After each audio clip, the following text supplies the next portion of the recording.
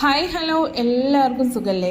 ഇന്ന് നമുക്കൊരു egg tikka recipe ഉണ്ടാക്കിയെടുത്താലോ. അപ്പോൾ ഫസ്റ്റ് തന്നെ നമുക്ക് അരപ്പ് റെഡിയാക്കി എടുക്കാം കേട്ടോ. അങ്ങനെ ഒരു മിക്സിയുടെ ജാർ എടുത്തിട്ടുണ്ട്. അതിൽ 2 തക്കാളി കട്ട് ചെയ്തിട്ട് കൊടുത്തിട്ടോ. പിന്നെ 3 പച്ചമുളകാണ് ഇട്ട് കൊടുക്കണം. എരിവിനനുസരിച്ച് പച്ചമുളകിൻ്റെ അളവ് കൂട്ടി കൊടുക്കാം. മല്ലിയില ഇട്ട് കൊടുത്തു. ഇത് നന്നായി അരച്ചെടുത്തു കേട്ടോ. അതിനുശേഷം പാൻ വെച്ച് വെളിച്ചെണ്ണ ഒഴിച്ചു കൊടുത്തു കേട്ടോ. പിന്നെ പട്ട, ഏലക്കായ, ചെറിയ ജീരകം ഇട്ട് കൊടുത്ത് നന്നായി വഴറ്റിയെടുക്കുക ചെയ്യുന്നത്. അതിനുശേഷം 3 വലിയ ഉള്ളി ഞാൻ കട്ട് ചെയ്ത് വെച്ചിട്ടുണ്ട്. നമുക്ക് എത്ര ക്വാണ്ടിറ്റി വേണം അതിനനുസരിച്ച് ഉള്ളി കൂട്ടി കൊടുക്കാം കേട്ടോ.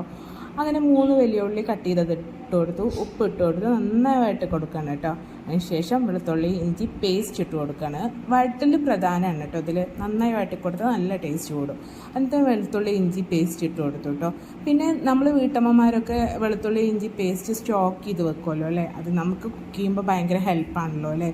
അതിനുശേഷം ഇതാ ഈ ഞാൻ ജാറിൽ ഓൾറെഡി അടിച്ച് വെച്ചിരുന്ന തക്കാളി, മല്ലിയില, പച്ചമുളക് പേസ്റ്റ് ഇട്ട് കൊടുത്തു കേട്ടോ. അതിനുശേഷം മല്ലിപ്പൊടി, മുളക് പൊടി, മഞ്ഞൾപ്പൊടി, ഗരം മസാല, കുരുമുളക് പൊടി ഇട്ട് കൊടുത്തു കേട്ടോ. നമുക്ക് എത്ര ഉണ്ടാക്കണ ആ ക്വാണ്ടിറ്റി അനുസരിച്ച് മസാല കൂട്ടി കൊടുക്കണമായിരിക്കും നല്ലത് കേട്ടോ. ഇപ്പം ഞാൻ 3 ഉള്ളിക്കുള്ള അളവാണ് ഞാൻ ഇട്ട് കൊടുത്തത് കേട്ടോ. അതിനുശേഷം തൈര് ഇട്ട് കൊടുത്തു. കുറച്ച് വെള്ളം ഒഴിച്ചു കൊടുത്തു. നന്നായി തിളപ്പിച്ചെടുത്തു കേട്ടോ. പിന്നെ മല്ലിയില മേലെ ഇട്ട് കൊടുത്ത് പിന്നെ വീണ്ടും നന്നായി തിളപ്പിച്ചെടുക്കുക ചെയ്യണത്. പിന്നെ എഗ്ഗ് പുഴുങ്ങിയതിൽ വര ഇട്ട് കൊടുത്തു. വര ഇട്ട് കൊടുത്തതിന് ശേഷം ഇതിലോട്ട് ഇട്ട് കൊടുത്തു കഴിഞ്ഞാൽ 2 മിനിറ്റ് തിളപ്പിച്ച് കൊടുത്താൽ മതി. അപ്പോൾ നല്ല ടേസ്റ്റ് കൂടും. കാരണം ഈ മസാലയ്ക്ക് അതിലോട്ട് ഇറങ്ങുമ്പോൾ ഒരു പ്രത്യേക ടേസ്റ്റാണ്. അങ്ങനെ ഞാൻ കട്ട് ചെയ്ത് വേണമെങ്കിൽ നമുക്ക് മുട്ട ഇട്ട് കൊടുക്കാം കേട്ടോ അതിലോട്ട്. അപ്പോൾ ഞാൻ ജസ്റ്റ് ഒന്ന് വര ഇട്ട് കൊടുത്തിട്ടേ ഉള്ളൂ. അങ്ങനെ ഇട്ട് കൊടുത്തതിന് ശേഷം നന്നായി തിളപ്പിച്ചെടുത്തു കേട്ടോ.